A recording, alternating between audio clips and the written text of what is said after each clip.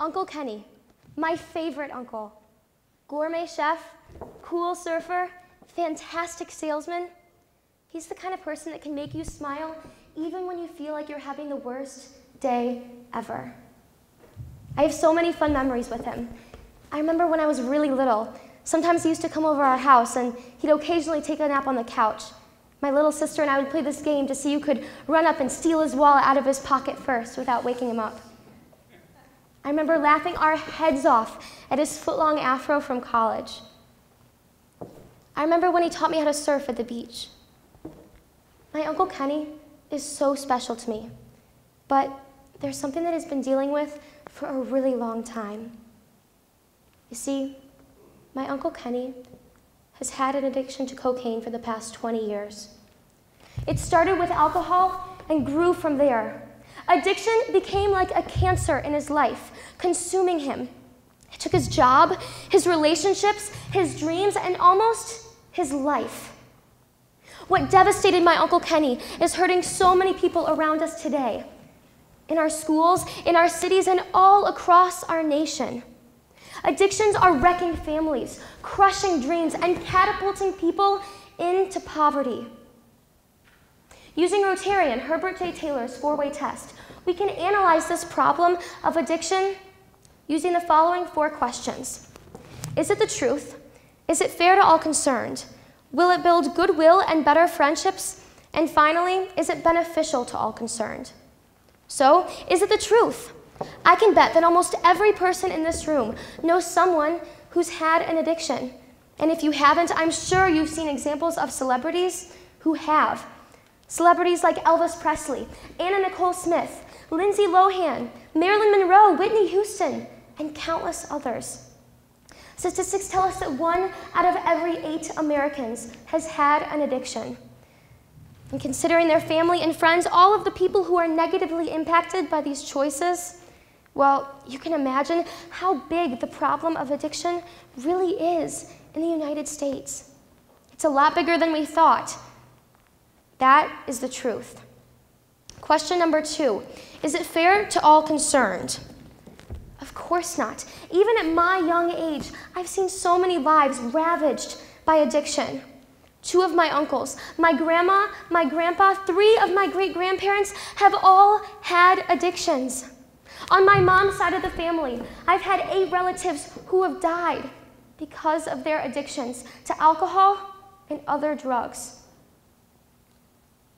This is definitely not fair. Question number 3, will it build goodwill and better friendships? 90% of muggings in the United States are directly related to drug abuse. The cost to taxpayers is huge, and the cost to friends and family, especially children, is even greater.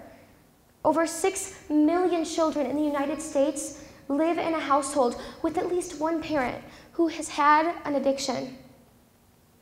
Now, how can this be beneficial or fair or build goodwill and better friendships? Question number 4, will it be beneficial to all concerned? Addictions are not only toxic to our bodies, they're toxic to our goals and our dreams.